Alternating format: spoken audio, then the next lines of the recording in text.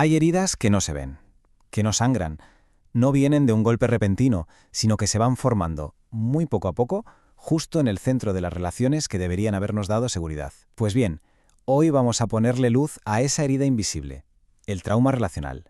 Entonces, ¿a qué nos referimos exactamente con esto de heridas que no se ven? A ver, no estamos hablando de un mal día, ni de una discusión fuerte y ya está. Hablamos de algo mucho, mucho más profundo, de un patrón de daño que se va tejiendo casi sin darnos cuenta a lo largo del tiempo. Y aquí tenemos la definición formal. El trauma relacional ocurre cuando las personas que deberían ser nuestro refugio, padres, madres, cuidadores, se convierten en realidad en una fuente constante de daño, de abandono o de miedo.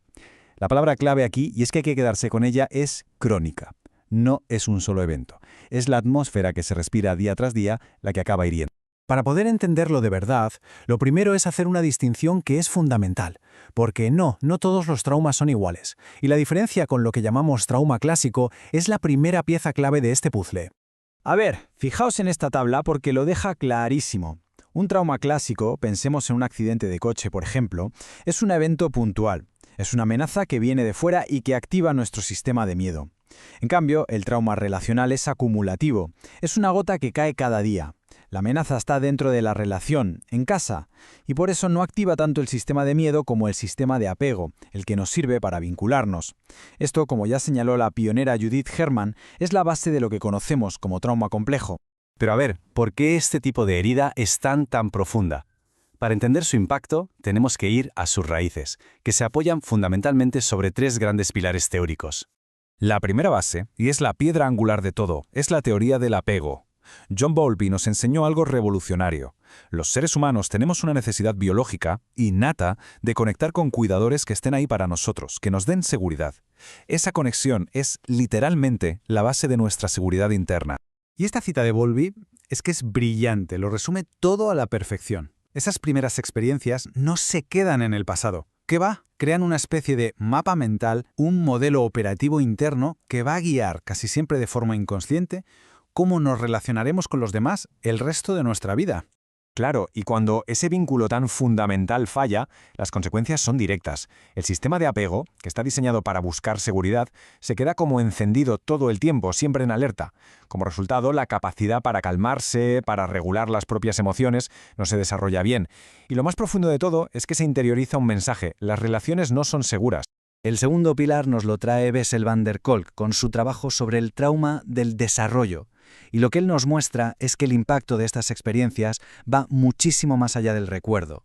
Afecta al desarrollo completo de la persona, a su estructura misma. Aquí Van der Kolk de verdad da en el clavo.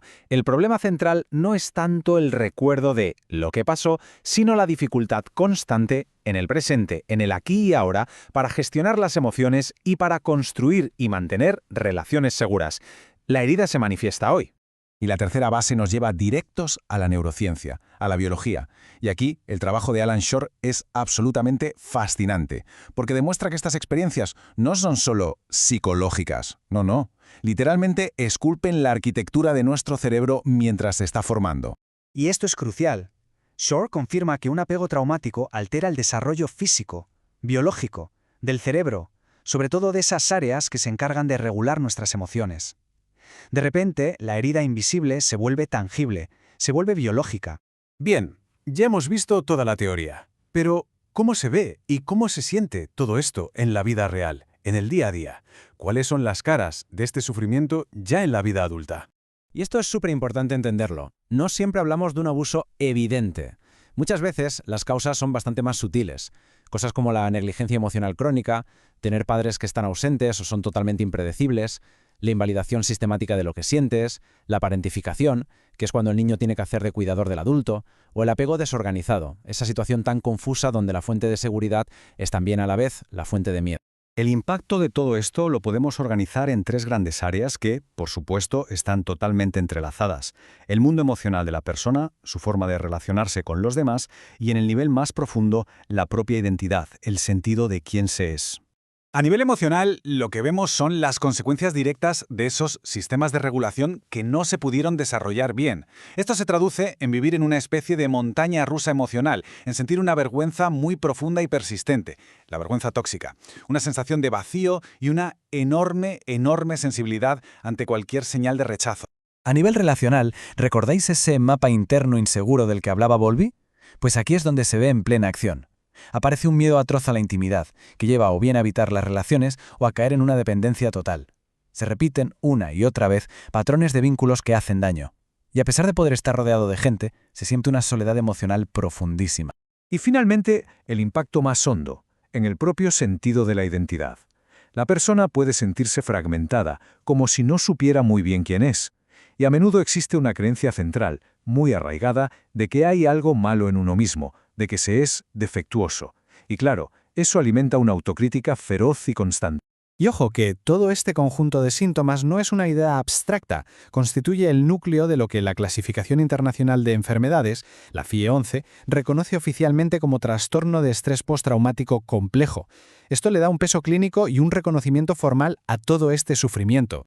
Y por si fuera poco, la ciencia lo respalda con datos que son, bastante contundentes.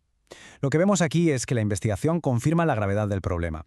Por ejemplo, estudios como el de Spinazzola en 2014 encontraron que la negligencia emocional puede llegar a ser tan dañina como el abuso físico. El apego desorganizado es un predictor claro de problemas de salud mental y en general todo este cuadro se asocia con depresión, ansiedad y disociación. Bueno, después de ver la profundidad de esta herida, la pregunta evidente es, ¿se puede sanar? Y la respuesta es un sí rotundo.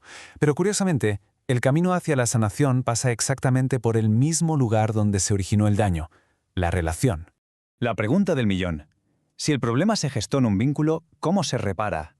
Desde luego no se trata de borrar el pasado, eso es imposible. Se trata de construir un presente y, sobre todo, un futuro diferente. Pues aquí está la clave para sanar. Se necesita una nueva experiencia relacional. Una que sea correctora, una que sea segura, como la que puede ofrecer una buena terapia. Es en ese espacio protegido donde se puede empezar a trabajar para, por fin, aprender a regular las emociones, procesar el pasado y, lo más importante de todo, reparar esos mapas internos para poder construir relaciones sanas. Y terminamos con esta idea que es potentísima. Lo que Safran y Muran afirman aquí es, a la vez, la paradoja y la esperanza de todo este proceso. La herida se creó en una relación y se sana en una relación. Una relación segura y reparadora tiene el poder de reescribir las secuelas de esa herida invisible, demostrando que la conexión humana, aunque a veces puede herir, es también la principal y más poderosa herramienta para sanar.